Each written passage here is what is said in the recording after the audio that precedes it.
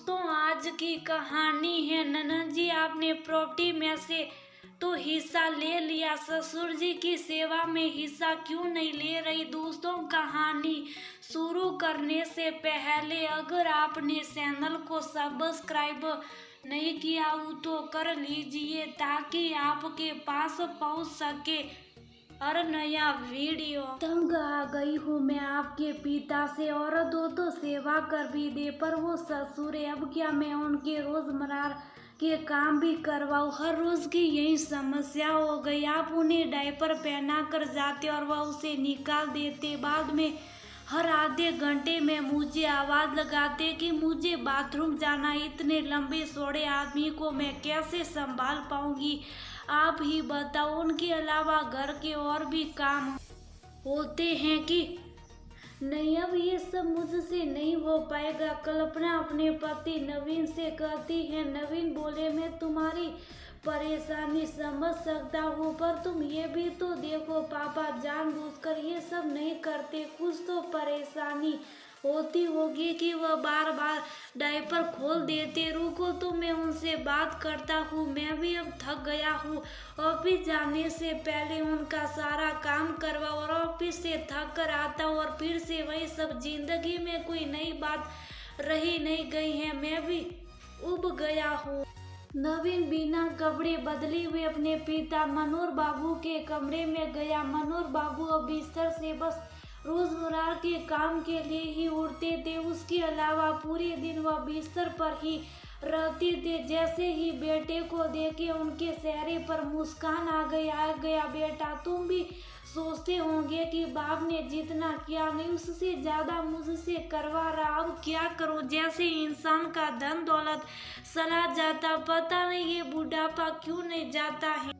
नवीन बोला, पापा मैं ये क्या सुन रहा हूँ, आज फिर आपने डायपर खोल दिया। आप क्यों नहीं समझते, आप बच्चे नहीं हैं जो आपके रोजमर्रा के काम आपकी बहू करे। क्या ये सब अच्छा लगता है। सोचिए उसका काम कितना बढ़ गया, पूरी सदर खराब हो गई है। तभी कल्पना आई और बोली, सास होती तो मैं कर भी देती, पर ससुर का ये सब काम सी एक दिन की बात हो तो समझ में भी आए। 4 महीने से यही सब हो रहा है, अपना ही घर अब मुझे अस्पताल लगने लगा, एक पल को भी चैन नहीं मिलता है। मनोहर बाबू बोले, बुढ़ापा औरत या मर्द देखकर दर्द नहीं होता, न जाने भगवान ने मेरे लिए क्या लिखा। मेरे साथ साथ तुम सबको भी कष्ट दे रहा। विश्वास करो, हर रोज प्रार्थना करता हूँ कि मुझे ले जाए, पर वह भी मेरी नहीं सुनता। तुम ही बताओ मैं क्या करूँ। नवीन बोला, पापा सब कुछ ठीक है, पर आप मुझे ये बताइए, आप डायपर क्यों खोल देते। मनोहर बाबू बहू की तरफ देखे। नवीन बोले, कल्पना तुम बाहर जाओ, मैं पापा से बात करूंगा। मनोहर बाबू बोले, बेटा अब क्या बोलूं, मुझे बड़ी दिक्कत होती, कितनी कोशिश करता हूँ पर पेशाब नहीं होता, फिर मेरे पेट में दर्द होता। उनकी सारी बातें सुनकर नवीन बोला, पापा कुछ तो उपाय करना होगा, इस तरह से तो मेरी जिंदगी नरक हो जाएगी। इतना कहकर वह भी वहां से चला गया। एक तरफ पिता, एक तरफ पत्नी। नवीन किसके दर्द को समझे। इसी उधेड़ बुन में वह बैठा था, तभी उसके एक दोस्त किशोर का फोन आया। जब उसने किशोर से अपनी परेशानी बताई तो किशोर बोला, तुम जिस परेशानी से गुजर रही हो, पिछले साल में भी इसी तरह परेशान था। तुम अंकल के लिए अटेंडर क्यों नहीं रख लेते, उससे तुम्हारी और भाभी दोनों की परेशानी कम हो जाएगी। नवीन बोला, यार उसमें बहुत खर्च होगा। किशोर बोला, या तो पैसा खर्च कर लो या दिन रात की चैन सोच लो, तुम्हें क्या करना है। उनके जो पैसे बचे उन पर ही लगा दो। समझता हूँ भाभी जी को अंकल का काम करने में परेशानी होती होगी, तुम भी तो समझो, तकलीफ मर्द या औरत देखकर तो नहीं आती। जितनी जल्दी इस बात को हम समझे जीना आसान हो जाएगा। नवीन को किशोर का सुझाव पसंद आया। रात में सोने समय कल्पना से मन की बात समझा कि साझा की। कल्पना बोली, सो कितना खर्च हो जाएगा, बच्चे की पढ़ाई, पापा जी की दवाई, घर का खर्च, अभी तक घर का लोन नहीं खत्म हुआ, उस पर एक और खर्चा। नवीन बोले, अब तुम ही बताओ मैं क्या कर सकता हूँ, तुम्हारे भले के लिए ही सोच रहा हूँ। कल्पना बोली, मुझे आज भी याद है 5 साल पहले आपकी माँ मरने से पहले अपने आधे जेवर आपकी बहन को दे गई। अब आपकी बहन क्यों नहीं जिम्मेदारी में हिस्सा लेने आती। पापा जी के पैसे उनकी दवाइयों पर ही खर्च हो रहे, हम कोई सुख नहीं भोग रहे। नवीन बोला, धीरे बोलो, पापा सुनेंगे, उन्हें बुरे लगेगा। कल्पना बोली, सुनने दीजिए, उन्हें भी एहसास हो कि आखिर उन लोगों में क्या गलती की है। अपना पैसा नाती नातिन पर खर्च किया, हमारे लिए जिम्मेदारी रखी। उन्हें क्या मालूम कि धन दौलत तो चला जाता, बुढ़ापा बिना खर्च और बिना दर्द के नहीं जाता। कल्पना का बेटा सौरभ सौदा हर रोज ये सब सुनता और देखा कि माँ की बातों से दादा दुखी हो रहे और उनकी आंखों से आंसू बह रहे। वह अपने दादा के पास जाकर बोला, दादाजी, क्या बुढ़ापा भी औरत और मर्द में भेदभाव करता है? क्योंकि मेरी नानी को तकलीफ नहीं हुई, पर उनके जाने के बाद मेरे नाना जी को बहुत तकलीफ हुई, तो क्या जब मैं बूढ़ा हो जाऊंगा तो मुझे भी तकलीफ होगी। मनोहर बाबू बच्चे की बातों सुनकर हैरान थे और बोले, बेटा, बुढ़ापा औरत या मर्द देकर दर्द नहीं देता, ये सब अपने कर्मों का फल है।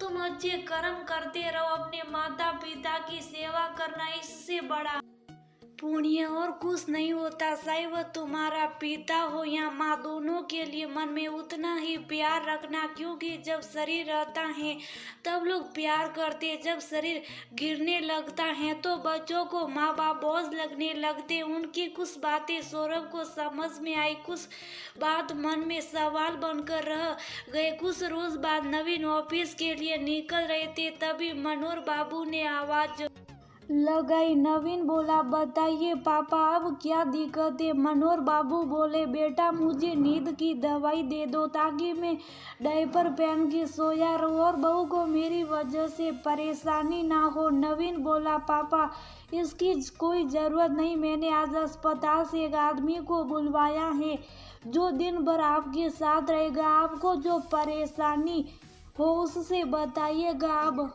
मैं ऑफिस जा रहा हूँ। इतना कहकर नवीन चला गया। टेंडर के आने से कल्पना को मनोहर बाबू का कोई काम नहीं करना पड़ता था। शाम में पूरा परिवार बैठकर आराम से चाय पी रहा था। नवीन बोला, इस साल दिवाली का बोनस अच्छा मिला है। ये सुनकर कल्पना खुश हो गई। वहीं सौरभ बोला, पापा, ये पैसे अपने बुढ़ापे के लिए बचा कर रखिए, क्योंकि दादाजी की तरह आप पर भी बहुत खर्च होंगे। कल्पना बोली, सौरभ अपने पापा से कोई ऐसी बात करता? सौरभ बोला, मैं लड़का हूँ तो पापा की सेवा कर सकता हूँ। आपकी सेवा करने के लिए मुझे भी किसी को बुलाना होगा। नवीन बोला, ऐसी बातें क्यों कर रहे? सौरभ बोला, जब मम्मी दादाजी की सेवा नहीं कर सकती और उनके पैसे उन पर खर्च नहीं करना चाहती, तो मैं बिना पैसे की मम्मी की सेवा कैसे करूँगा? कल्पना नवीन का चेहरा देखने लगी। नवीन सौरभ से बोला, बेटा, ऐसी बात नहीं है, बस मम्मी सारे काम से थक जाती हैं, इसलिए दादाजी के सारे काम नहीं कर पाती और मैं ऑफिस में रहता हूँ, इसलिए तो दादाजी के लिए एक आदमी रख दिया गया है, अब उनकी देखभाल वो करेगा। सौरभ बोला, पापा, मैं कोई छोटा बच्चा नहीं हूँ, सब देखता हूँ। जब यही सब करना था तो पहले नहीं किया क्यों? दादाजी को इतनी तकलीफ दी। मम्मी की बातों से दादाजी रोते और दादी ने अगर पैसे और जेवर बुआ जी को दे दी और बुआ जी देखने नहीं आती, इसमें दादाजी की क्या गलती है? कल को अगर मैं ये सब आप दोनों के साथ करूँगा तो आपको कैसा लगेगा? इतना कहकर वो वहाँ से चला गया। बेटे की बात सुनकर दोनों हैरान थे। नवीन कल्पना से बोले, अगर हमारा बेटा बुढ़ापे में हमें नहीं करेगा तो हमारी क्या हालत हो जाएगी? इससे बेहतर तो बुढ़ापा दस्तक दे और इंसान वृद्ध आश्रम में चला जाए, क्योंकि दौलत के साथ बुढ़ापा नहीं जाता, वह तो हमारे कर्मों का हिसाब पूरा करता है। कल्पना को भी एहसास हुआ कि कहीं ना कहीं अपनी तकलीफ में उसने बहुत कटु वचन का इस्तेमाल किया है।